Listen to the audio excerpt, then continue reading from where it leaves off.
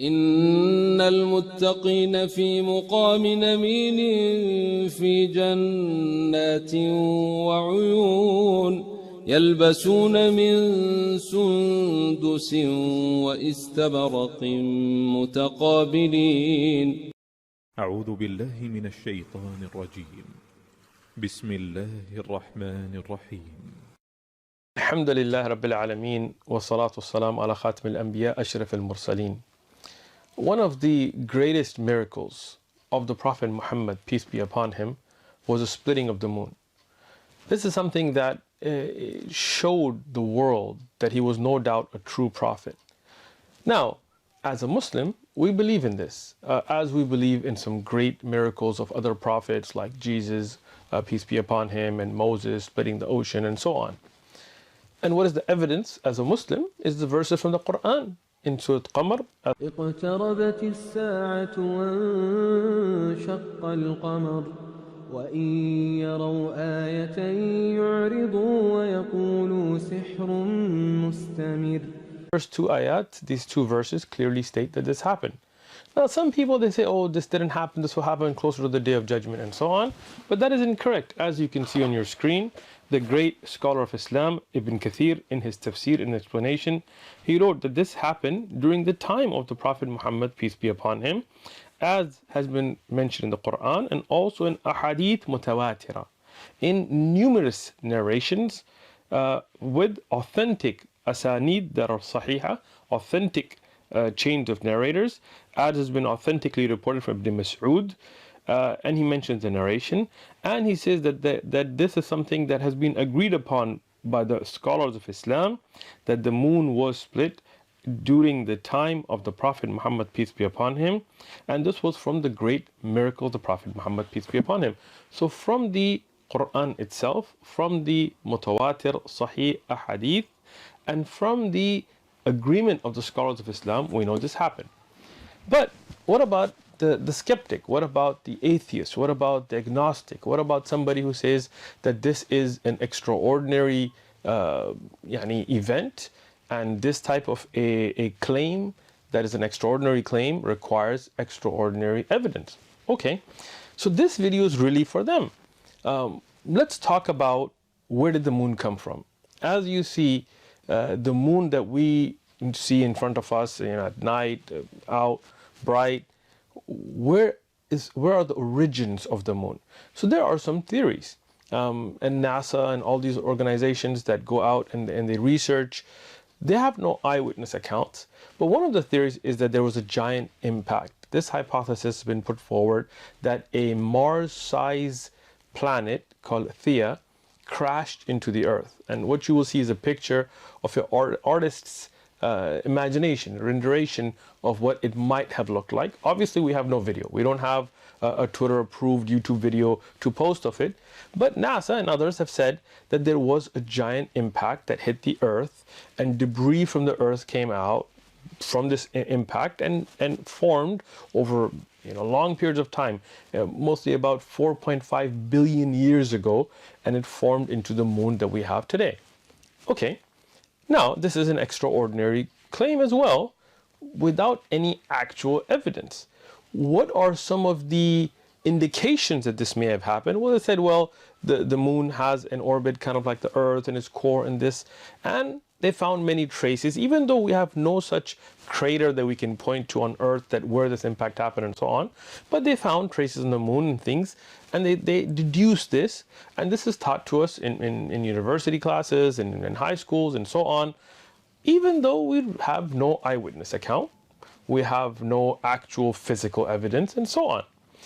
Things like this are accepted with certain evidences, even if they are not something that we can play on a video on our computer screens, right?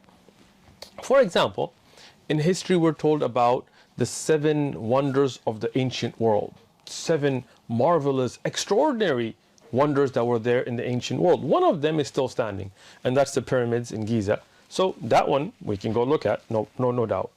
But the other 6 we have no actual evidence for. The Hanging Gardens of Babylon, for example, which would be in current day Turkey.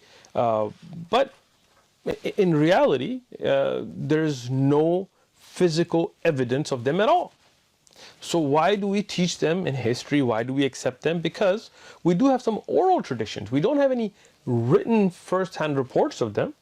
We have no physical evidence of them. But based on many oral traditions, most historians would agree that they did exist. The temple of Artemis, the statue of Zeus in Olympia, Greece. Again, none of that stands today. We have no first-hand eyewitness accounts, but from oral traditions about having seen these places, we believe they existed. The lighthouse of Alexandria, something insane. Look at the pictures that you have. And these are all artist renditions because we don't have any actual pictures. We didn't have cell phones or Canon cameras to go out and take pictures of them. But based on oral traditions, we do believe that these extraordinary structures existed. The famous Colosseum, the Colossus of Rhodes, all of these extraordinary historic accounts have no eyewitness. So, having said that, we would deduce that even oral traditions are accepted to believe in some very extraordinary claims. But the splitting of the moon is no doubt more amazing. It's something amazing. It's something that is not like a huge building or something like this. So we would want some really extraordinary proof. And no doubt, the splitting and uniting of the moon in a single night is something amazing, something that is very extraordinary, something that it's not a naturally occurring event. We as Muslims are not claiming that this was some kind of a natural event, that some asteroid just came and hit the moon. No, this was a miracle. This was a sign from the creator of the universe that this man, Muhammad, peace be upon him, is a true prophet of God. So, is it even scientifically possible? That's the first question that we're going to address tonight. Is it scientifically possible that a moon can break or merge, and then become one moon? Can it even happen?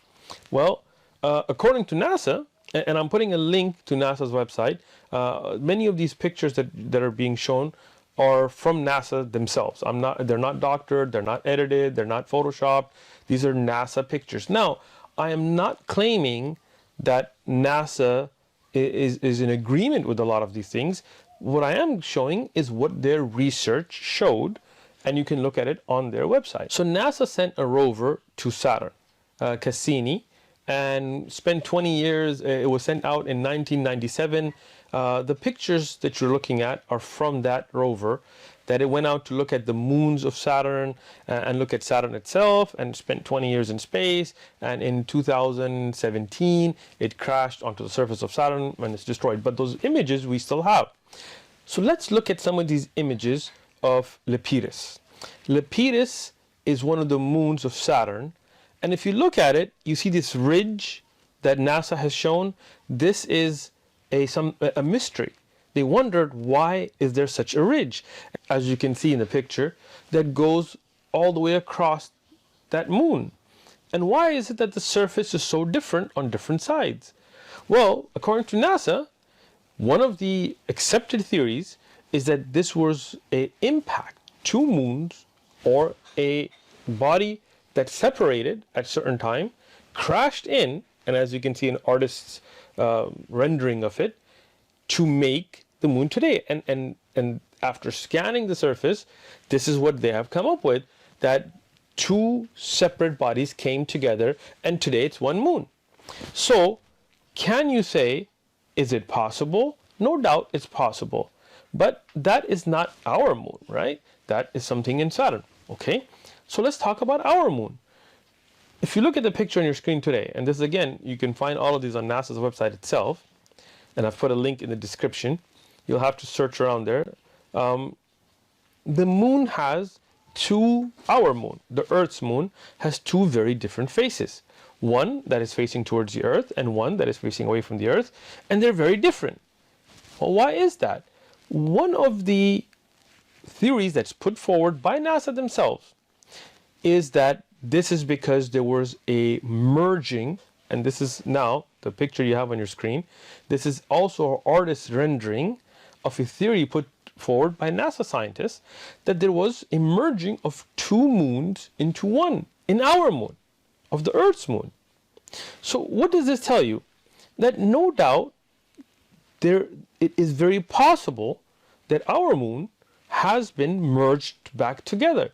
And one of the evidences that you can find for this, as you will see in the picture now, are these ridges, which are called rima meaning grooves, right? And there is the Rima Artedias, which is 300 kilometers.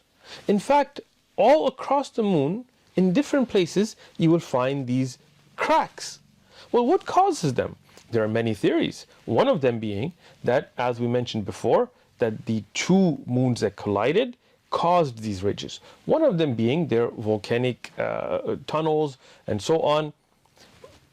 I'm not claiming that NASA knows the answer, but they have taken these pictures and put forward these theories as well.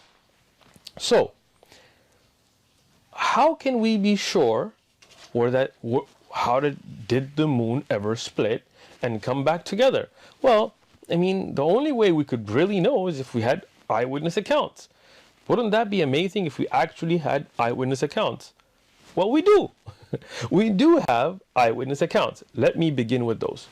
There is, during the time of the Prophet Muhammad, peace and blessings be upon him, there is an event that happened where the people of Mecca, the non-believers of Mecca, challenged the Prophet Muhammad, peace be upon him, and said, if you're a true prophet, split this moon, split it in two and bring it back together.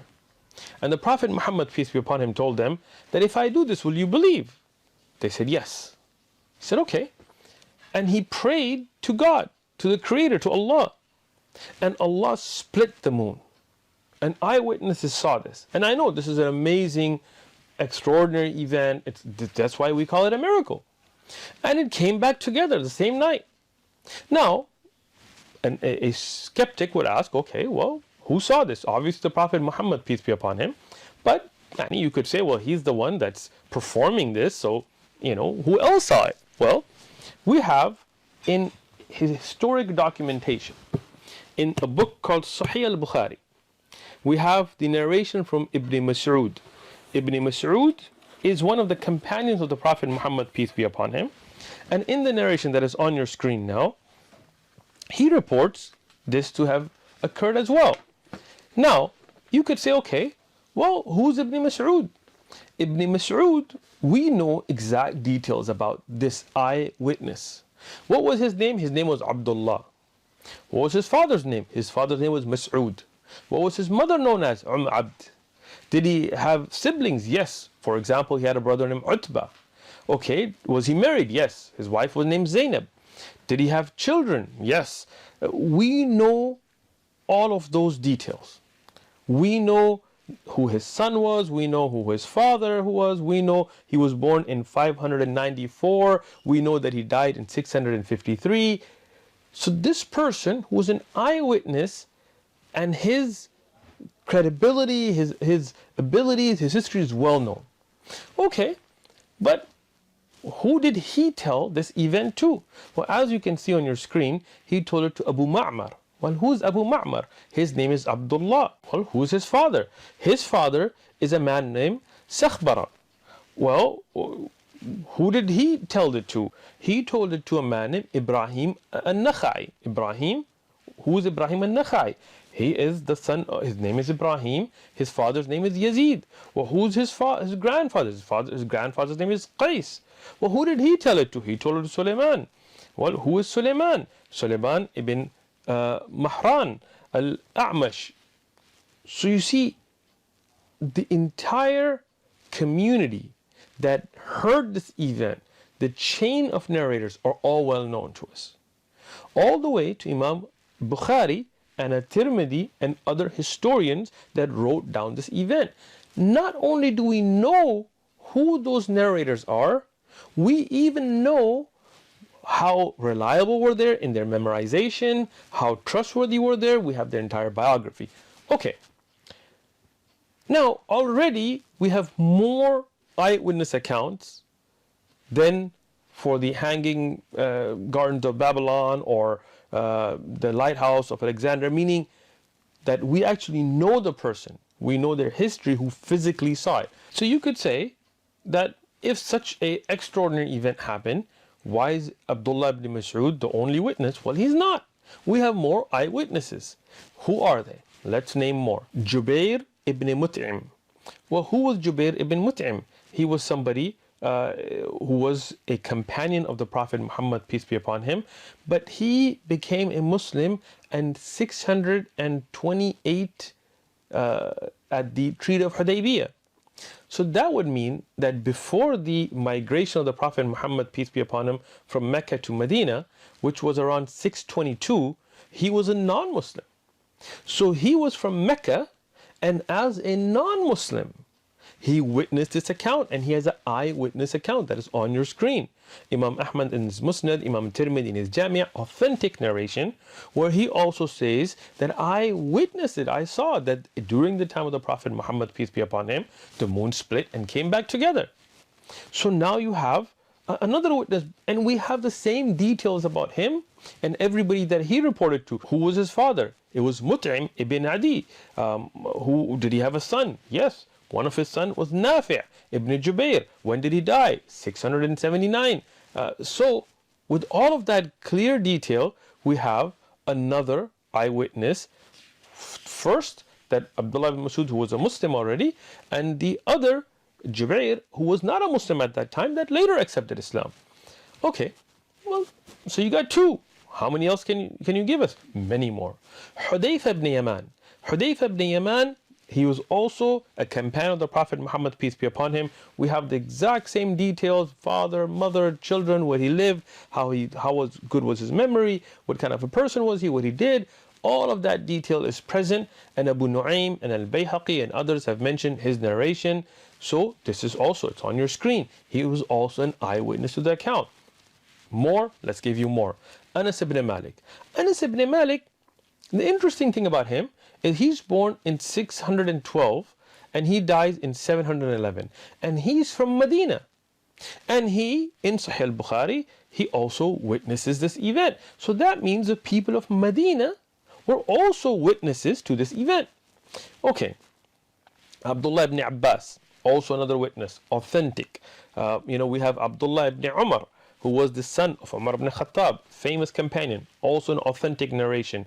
Now, some of them, they are physical witnesses, and there are other companions who were too young, so they asked the people of Mecca who witnessed it and got the information from them. Many, many, many reports. We can go on.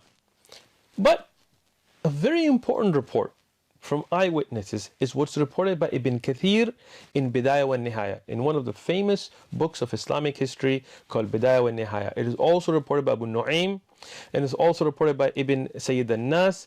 In this narration, it lists non-Muslims who were eyewitnesses. So we've already given you 6, 7 of the Muslims or those that became Muslim after this event that witnessed it. But now I'm going to give you of non-Muslims. Who were they? Walid ibn Mughira. We have his history as well. We have the famous Abu Jahl, whose actual name is Amr ibn Hisham. We have Al-As ibn Hisham. We have As ibn Wa'il. We have all of these people that were non-Muslims. Not just them. We have Al-Aswad ibn Abdul Yaghuth. Yaghuth was one of the idols, and his father was named as the slave of that idol. He was a non-Muslim, Al-Aswad here. Al-Aswad ibn Muttalib, Zam'a ibn Al-Aswad, another ibn Al-Harith. These 8 mushrikeen, polytheists that were there, they were the ones that challenged the Prophet Muhammad, peace be upon him, and said, if you are a true prophet, split this moon. They are witnesses in this narration that the moon split. Now, this is very important because these are opponents. These are enemies. If the moon didn't split, they would be the first one to come out and say, you know what? We put this challenge and it didn't happen. But they were all eyewitnesses, even as enemies, that the moon did split. Ibn Kathir had this in Bidayah wa Nihaya, and I put the reference and the scan of the book. This is in Arabic, obviously. on the screen. Al-Hafiz Abu al-Qasim al-Tabrani, the famous scholar of history, and others, Al-Qadi Iyad and others have mentioned this narration. Now, Qadi Iyad, one of the great scholars, historians, in his book called Shifa, Sayyid Nas, another great scholar in his Uyun al-Athar, and I put the pictures on the screen for you to know about these books.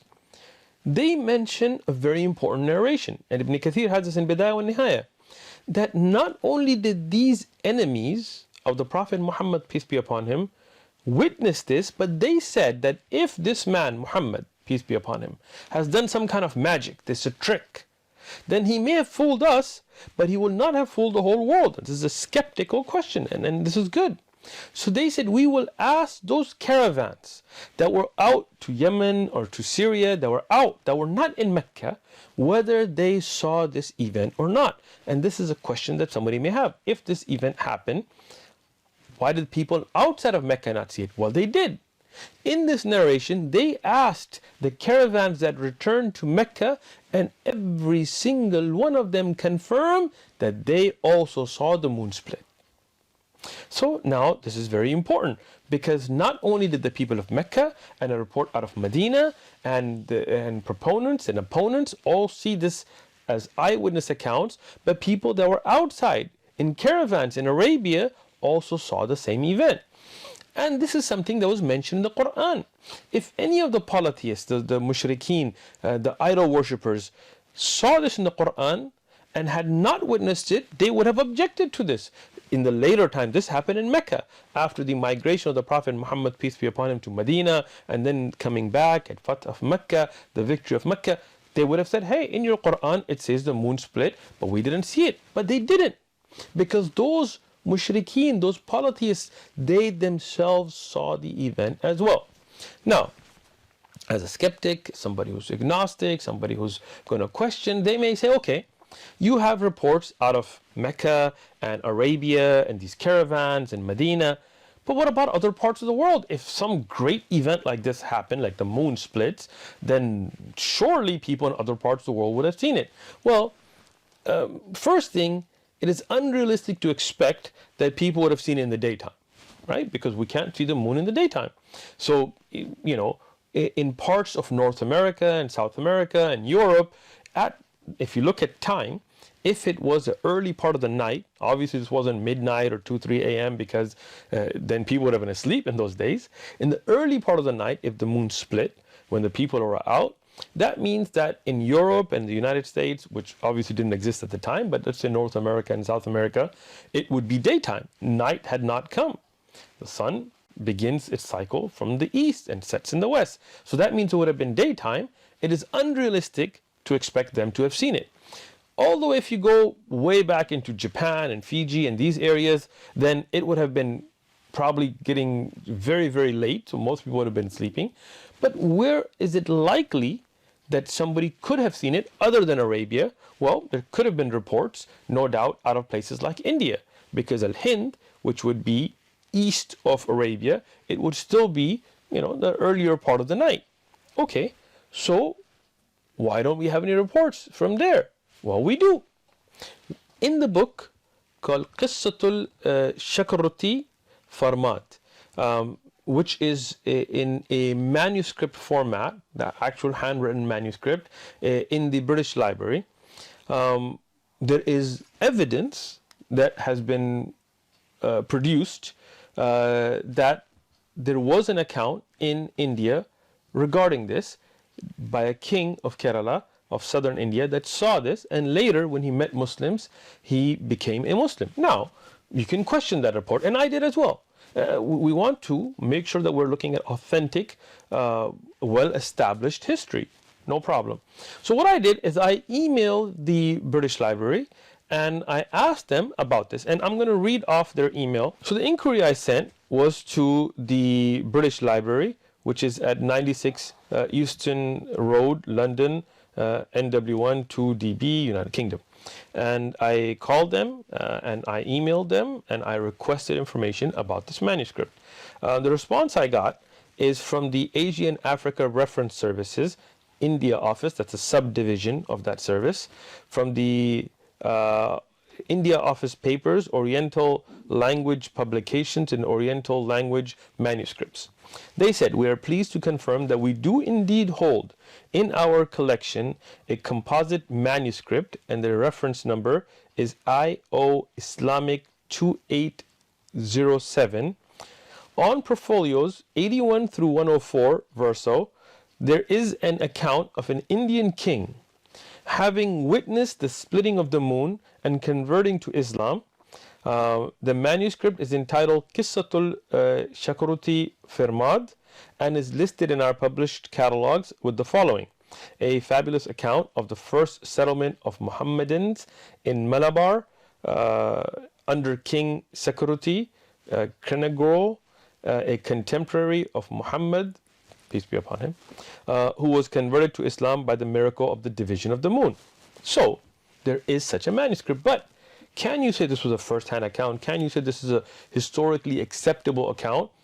Well, they are, the library in Britain is not qualified to do that. They can just tell you there is a manuscript. So what I did is I reached out to the National Digital Library of India. And this is a project in India where they have taken many manuscripts across India, and they have made a project of digitally scanning them and putting them up. This is a central library. It is an ISO certified library, as they have put in their email, under ISO 9001:2015, and so on and so on. So I emailed them about this manuscript and if there were any other historic documentation that they had. After a long time of me waiting and sending additional emails, I got a response from them. And they said, thank you for your question about the manuscript Qissatul Sakarwati Farmad. There is a digital copy of the translation from the Israel Oriental Studies Journal by Dr. Yunan Friedman. So there's actually a translation. We said we do not house the original manuscript as it is housed in the British Library in London, which is the first people that I had contacted. As for the record of a king named Shakarwati Farmas, also pronounced Farmad, and his observation of the splitting of the moon and later embracing Islam, then this is well documented in many manuscripts that are housed in the National Digital Library of India. The name Shiraman Perumal, and I may be mispronouncing this, is a title that is often ascribed to kings who ruled Kerala from the Chera dynasty before 1000 AD. After 1000 AD, they were called Kula Shirokaras. So just the fact that that title was named under Chiriman shows that this was a very early report and an early writing. Now, according to their email, they said there are numerous oral and written traditions that state that Chiraman Perumal, the Chera king, called Shanakara Varman and Shakaramati with the title of Chiringal Perumal, sorry, I'm probably butchering these names, but who ruled from 621 to 640, and again that would put him exactly at the time of the Prophet Muhammad, peace be upon him's early time, because the Hijrah was around 622, so that would mean that his rule would be right before the migration of the Prophet Muhammad, peace be upon him. Witnessed the splitting of the moon, and when he met Muslim traders, he converted to Islam, according to these reports, and they will mention books here, in 627. This is recorded in Tarikh Zuhur al-Islam fil Malibar, an early manuscript on the genesis of Islam in Kerala, housed in the digital library, and they give the manuscript number here. This is supported by what is documented in the book Tuhfatul Mujahideen by Sheikh Zainuddin, and this was also confirmed by Dr. Hermann Gundrit, a German Christian missionary, scholar, and linguist.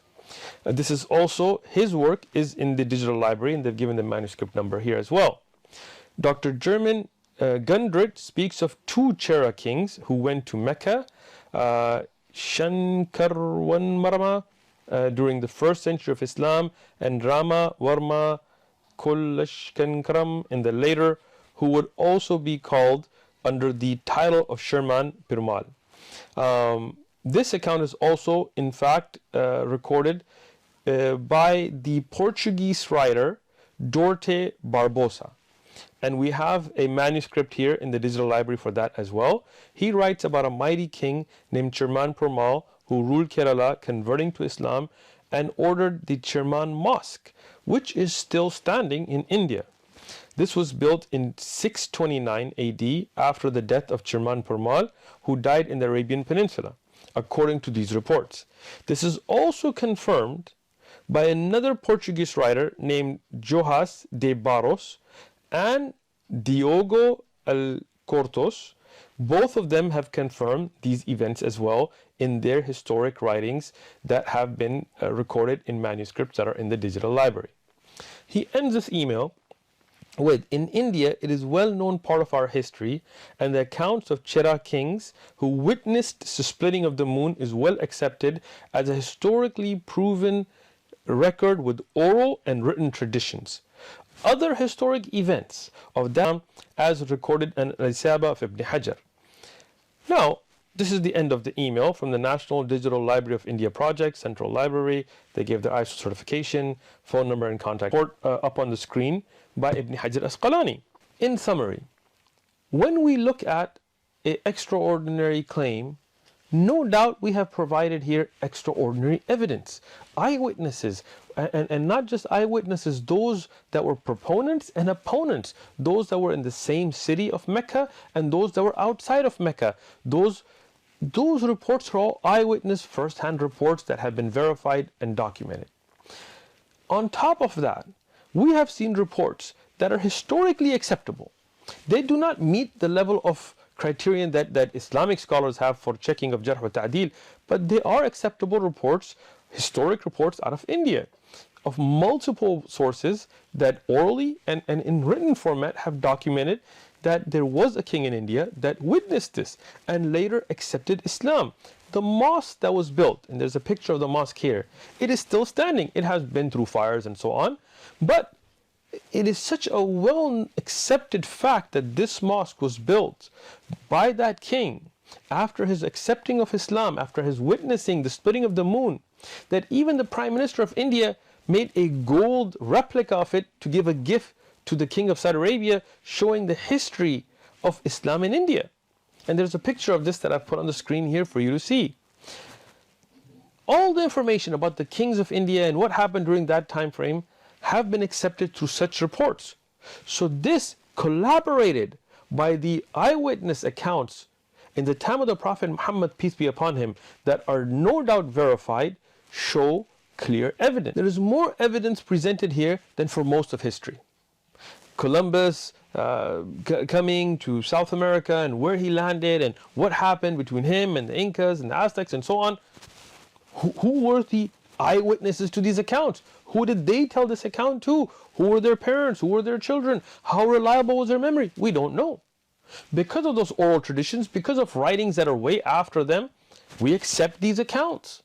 So what I say is, when you have eyewitness accounts, people who were verified that saw this, proponents, companions of the Prophet Muhammad, peace be upon him, also opponents, polytheists, not only that they were present there, but in other parts of Arabia that saw this event. And not just that, even when this claim was put forward, none of the polytheists for years after that were present ever challenged it. None of them said, when did the moon split? It's in your Quran, your Prophet said it, we didn't see it. No, they accepted that it happened, but they made excuses, it was magic, it was this or that, but they accepted it, that this miraculous event did happen. And collaborating evidence, historic evidence from India, as this non-Muslim historian, he's a Hindu, from India, has confirmed that this is accepted history through many manuscripts, many writings, oral traditions. When we have all of this together, then no doubt this was an event that occurred. And this was a miracle of the Prophet Muhammad, peace be upon him. And we encourage everybody who's a skeptic, everybody who wants to question, to go out and read more about the life of the Prophet Muhammad, peace be upon him. Because the greatest miracle of the Prophet Muhammad, peace be upon him, the Quran, is still with us. Take it, read it. The life of the Prophet Muhammad, peace be upon him, read about it. His other miracles, read about it. and let them be a guiding force for you.